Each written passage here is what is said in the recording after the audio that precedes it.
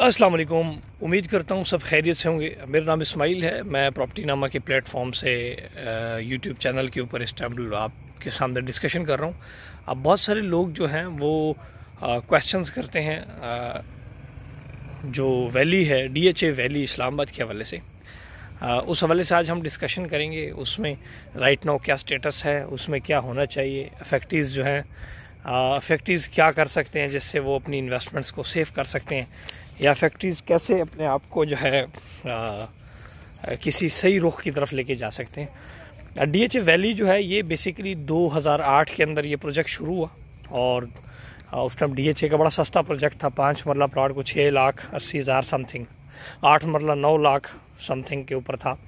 और इसमें लाख के करीब 85-90 हज़ार 1 लाख लोगों ने जो है इन्वेस्टमेंट्स की, स्पेशली ओवरसीज़ पाकिस्तानियों ने किए। इसमें 4 मरला जो कमर्शियल था वो 20 लाख रुपए का था, 8 मरला कमर्शियल 40 लाख रुपए का था। इस तरह 25-26 लाख रुपए का 5 मरला घर था। इस तरह 46 लाख रुपए का 8 मरला घर था 2008 में। लेकिन 2008 में ये प्रोजेक्ट आया, DHA का एक नाम था, DHA का एक बड़ा एक वैल्यू थी। उसके बाद क्या हुआ कि DHA इसको जिस तरीके से पोर्ट्रे किया था, जिस तरीके से एडवर्टाइजमेंट हुई थी कि किस तरह हम इस प्रोजेक्ट को मार्केट करेंगे, उस तरह ये प्रोजेक्ट हुआ नहीं। 10 साल गुजर गए 2018 में, अब तो 12 साल हो गए। इसमें उस तरह कोई डिलीवरी वगैरह नहीं हुई और बड़ा इसके ख़िलाफ़ एक मूवमेंट चली। DHA स्कैम के हवाले से DHA को फ्रॉड कहा गया।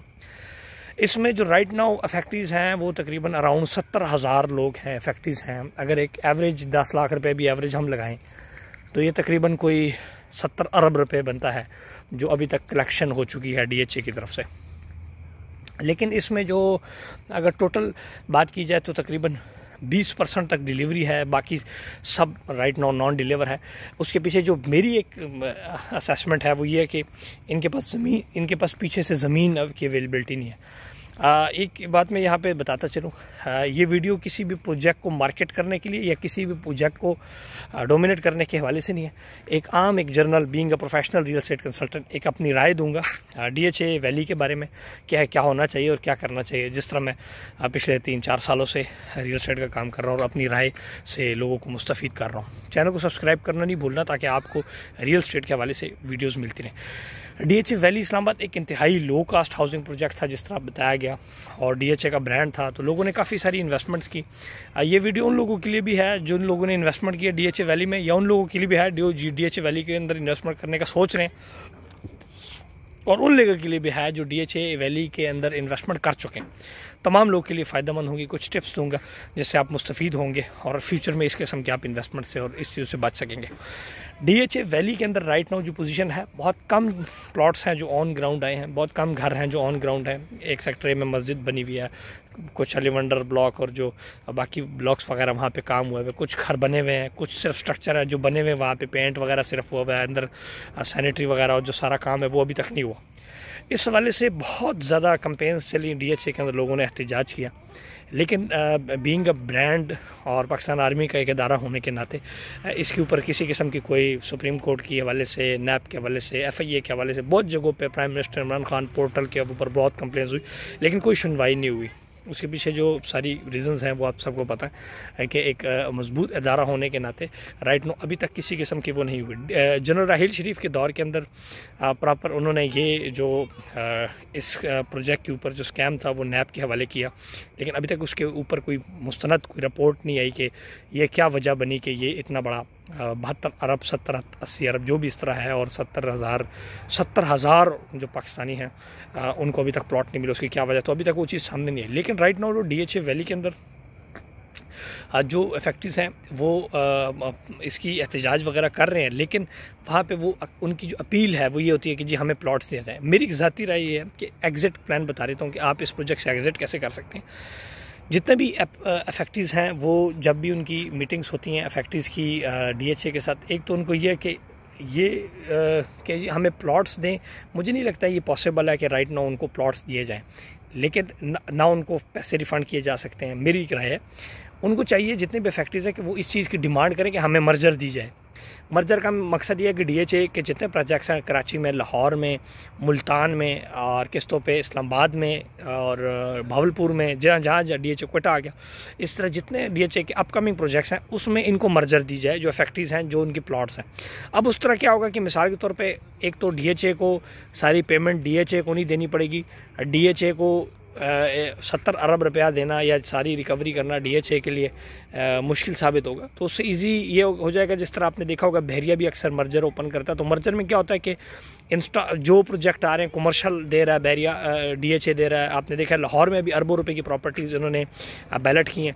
तो इस तरह उसके अंदर इंस्टॉलमेंट की या कन्फर्मेशंस में या जो उनके डेवलपमेंट चार्जेस है उसमें मर्जर ओपन कर दिया जाए DHA वैली का। तो DHA वैली का जो मर्जर है, DHA वैली के अंदर ये लोगों के पैसे एडजस्ट होंगे। तो इस जो DHA वैली की जो डेड मार्केट है, इन फाइलों की एक मार्केट भी चल पड़ेगी। और मिसाल के तौर पे एक बंदे ने 1 लाख रुपया किस्त देनी है, तो या मिसाल 15 लाख रुपए किस्त देनी है, 10 लाख रुपए किस्त देनी है, तो वो थोड़ी सी सस्ती फाइल भी उठा लेगा। उधर से DHA वैली के फैक्ट्रीज़ को भी फ़ायदा हो जाएगा कि उनका पैसा किसी सर्टिफिकेट की शक्ल में, किसी मर्जर की शक्ल में उनके पास उनका पैसा भी आ जाएगा। और दूसरा जो प्रोजेक्ट्स हैं उनको ये हो जाएगा कि उनको अपनी जेब से पैसे नहीं देना पड़ेगा, जबकि एडजस्टमेंट्स हो जाएंगे। तो इस तरह इन लोगों को एग्जिट दिया जाए, ताकि जो राइट नाउ DHA वैली का जो सीन है, DHA वैली का जो स्कैम का एक धब्बा पड़ रहा है, DHA वैली का एक फ्रॉड का एक जो धब्बा है, ये इस इदारे से ये उससे उठेगा। अदरवाइज़ दूसरा जो नॉर्मली बैठ के ये चीज़ नहीं होने वाली। फैक्ट्रीज़ जिस तरह अपने एहतजाज वगैरह कर रहे हैं, इस तरह वो एहतजाज जब करते रहेंगे और प्रॉपर इदारों के साथ मीटिंग्स वगैरह करेंगे, अपनी सही बात मनवाएंगे, तो तब उनका काम होगा। अदरवाइज़ इस प्रोजेक्ट के अंदर कोई डिलीवरेंस नज़र नहीं आ रही। DHA वैली की अगर लोकेशन की बात करें, DHA वैली की लोकेशन नो डाउट बहुत अच्छी है, लेकिन अभी तक जो DHA वैली के साथ एक्सप्रेसवे बनना था, जो डैम बनना था, अभी तक किसी किस्म का कोई खातिर हुआ वहाँ पे काम नहीं हुआ।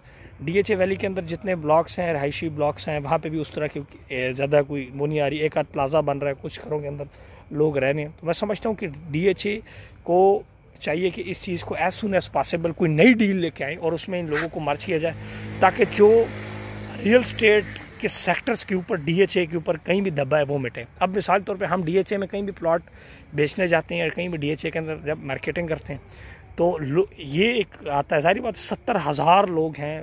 ये तारीख पाकिस्तान की तारीख का सबसे बड़ा स्कैम कह सकते हैं कि 70,000 लोग हैं जो कहीं ना कहीं हमें आके पिंच करते हैं कि भाई आप लोगों ने तो हमारे साथ फ्रॉड किया। तो ये चीज़ हमारे लिए भी बहुत ज़्यादा एज अ कंसल्टेंट हमारे लिए भी ख़तरनाक है, जिसकी वजह से हमारे साथ लोग इन्वेस्टमेंट करते हुए, DHA के साथ अब इन्वेस्टमेंट करते हुए लोग डरते हैं। इस प्रोजेक्ट के बारे में मैं बताता चलूँ, ये जो DHA वैली का प्रोजेक्ट है, ये DHA, बहरिया टाउन और हबीब रफ़ीक ग्रुप ने मिल के प्रोजेक्ट किया था। इसमें जो DHA वैली का जो ये प्रोजेक्ट है, ये जो DHA वैली का प्रोजेक्ट है, ये बहरिया टाउन और DHA का प्रॉपर मर्जर प्रोजेक्ट था, लेकिन इसमें हबीब रफ़ीक एज अ डेवलपर काम कर रहा था। तो बहरिया टाउन और DHA को चाहिए कि मिल के इसके ऊपर कोई लाए अमल तय करें और लोगों को जो मर्जर्स हैं या जो भी उनकी पोजीशन है उस पोजीशन को करें, ताकि उनकी जो सेटिंग्स हैं, जो उनकी इन्वेस्टमेंट्स हैं वो निकले। अदरवाइज़ 70 अरब रुपए का ये दाग जो लोग और 70 अरब रुपए की इसको कह सकते हैं कि जो लोगों को नुकसान हुआ, 72, 70, 80 हज़ार ओवरसीज़ और पाकिस्तानी लोग जिनके साथ ये स्कैम हुआ, आज तक वो पैसे दे, कुछ फौत हो गए, कुछ कब्रों में चले गए प्लॉट का ख्वाब लेके, कोई बीमार हो गए, कोई डिप्रेशन का मरीज़ हो गए। तो तमाम लोगों को ये चाहिए कि वो प्रॉपर अपनी जो चीज़ है वो सही बात मनवाएं। ये जो लोग अड़े हुए हैं कि जी हमें प्लॉट ही चाहिए, तो हो सकता है वहाँ पे अगर लैंड नहीं है तो प्लॉट आपको कहाँ से दे। मकसद ये कि आपके पैसे के ऊपर आपको आपके पैसे मिल जाएं, आपको आपके पैसों के ऊपर कोई रिटर्न मिल जाए। तो उसके लिए आप जब भी नेक्स्ट मीटिंग में जाएँ, मेरी एक राय है फैक्ट्री से कि वो मर्जर के ऊपर, न्यू डील्स के ऊपर बात करें कि आप लोग न्यू डील DHA या बहरिया जो न्यू डील्स लेके आते हैं उसमें इनको मर्ज किया जाए। तो ये एक मेरी छोटी सी राय थी। इस राय के साथ मैं आपसे इजाज़त चाहूँगा। इस तरह मैं हमेशा वीडियोस बनाता हूँ रियल स्टेट के हवाले से भी।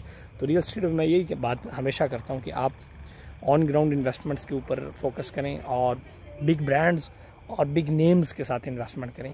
और उसके बाद DHA का सच कोई इतना बड़ा वो नहीं हुआ, लेकिन मेरी एक्सपीरियंस ये रहा है कि DHA ने जब किसी के साथ मर्जर करके प्रोजेक्ट किया, पार्टनरशिप में प्रोजेक्ट किया, तो वो अक्सर नाकाम हो जाते हैं। अगर आप फ़ज़ाई हाउसिंग स्कीम कराची देखें, DHA वैली देखें, DHA सिटी में अगर देखें, तो जहाँ जहाँ मर्जर होते हैं वहाँ वहाँ मसाइल होते हैं। तो आप कोशिश क्या करें कि जो 100% ओन्ड या उस तरह के प्रोजेक्ट्स होते हैं उसमें इन्वेस्टमेंट किया करें, और ऑन ग्राउंड जो इन्वेस्टमेंट है उसको तरजीह दिया करें। बाकी राइट नाउ जो DHA 1 है, DHA 2 है, DHA 3, DHA 4, DHA 5, अल्हम्दुलिल्लाह इसमें जिन लोगों ने इन्वेस्टमेंट की थी वो बहुत फ्रूटफुल है, उनको बहुत अच्छा जंप मिला। अभी 2020 के स्टार्ट में भी एक ओवरऑल इन्वेस्टमेंट में 15-15, 20-20 लाख रुपया अल्हम्दुलिल्लाह बढ़ा है। रिंग रोड रावलपिंडी की जो पोजीशन है जो आ रहा है, रिंग रोड रावलपिंडी से DHA वैली के अंदर जो ऑन ग्राउंड इलाके आ जाएंगे, जो ऑन ग्राउंड चीज़ें आ जाएंगी, इंशाल्लाह उनको काफ़ी फ़ायदा होने का चांस है। रिंग रोड रावलपिंडी आ रहा है। इतने बड़े इसके ऊपर अभी तक कोई ये चीज़ सामने नहीं आ सकी कि ये जो 70 अरब रुपया था ये कहाँ गया, किस तरह गया। लेकिन इसका जो हल है वो यही है कि मर्जर्स वगैरह ओपन किए जाएंगे, तो स्लो ये जो लोड है ये पेमेंट्स का, ये सारी चीज़ें ख़त्म होती जाएंगी और DHA अपना एक नाम बरकरार रख सकेगा इस किस्म की। क्योंकि बाकी जो DHA के प्रोजेक्ट्स हैं दैट आर आउटस्टैंडिंग, और बीइंग रियल स्टेट प्रोफेशनल हम देख रहे हैं जो प्रोजेक्ट्स DHA जिस तरह डिलीवर कर रहा है, जिस तरीके से ब्रांड है, कोई फ्रॉड वगैरह का आज तक हम ऐसा चक्कर नहीं हुआ। लेकिन ये जो चीज़ है DHA वैली, ये DHA को या बहरिया टाउन को हमेशा एक गलत तस्वीर की याद दिलाता रहेगा। तो इसके ऊपर हमें ज़रूर सारी चीज़ों के ऊपर इसके ऊपर DHA वगैरह को चाहिए कि इसके ऊपर अपनी प्रॉपर जो है वर्किंग वगैरह करें। इसके अलावा मेरा ख्याल है कोई और मेरा पॉइंट रह नहीं गया। सोशल मीडिया के ऊपर आप इसके ऊपर अपनी इसके ऊपर चीफ़ जस्टिस ऑफ पाकिस्तान और जो बाकी इदारे हैं उनसे हम अपील भी करेंगे कि इस हवाले से जो रियल स्टेट में लोगों ने इन्वेस्टमेंट की 70-80 हज़ार इफेक्टिव्स हैं, इनकी सुनवाई की जाए। आप लोग भी चीफ़ जस्टिस से अपनी अपील किया करें, आप ख़त लिखें वज़ीर-ए-आज़म को, आर्मी चीफ़ को, कि आप लोग की इस चीज़ के ऊपर सुनवाई हो और किसी न किसी तरीके से इस चीज़ को हल करके आप लोग का मसला हल किया जाए। मज़ीद प्रॉपर्टी इन्वेस्टमेंट्स के हवाले से प्रॉपर्टी नामा का जो यूट्यूब चैनल है इसको सब्सक्राइब करें ताकि रियल स्टेट के हवाले से जितनी भी आने वाली वीडियोज़ हैं आपको मिलती रहें। इसके अलावा बहरिया टाउन DHA और जो मुस्तनद बाकी ऑन ग्राउंड प्लॉट्स की इन्वेस्टमेंट उसके लिए आप हमसे रब्ता कर सकते हैं। ये वीडियो किसी भी किस्म के प्रोजेक्ट को मार्केट करना या डोमिनेट करना मकसद नहीं है। इस प्रोजेक्ट के अंदर, इस वीडियो के अंदर just for the public information के जो इफेक्टिव्स हैं उनको कौन सा रास्ता दिया जा सकता है, एक एज हम डायरेक्ट अपनी राय तो जाके किसी को नहीं दे सकते, लेकिन इस वीडियो के थ्रू DHA को अपनी राय ज़रूर दे सकते हैं कि किस तरीके से being a professional real estate consultant मैं आपको बता सकता हूँ किस तरीके से आप इन लोगों को एडजस्ट कर सकते हैं और इनके पैसे वापस इनको मिल सकते हैं। अपना ख्याल रखिएगा। प्रॉपर्टी नामा से मोहब्बत को इजाज़त दें। अल्लाह हाफ़िज़।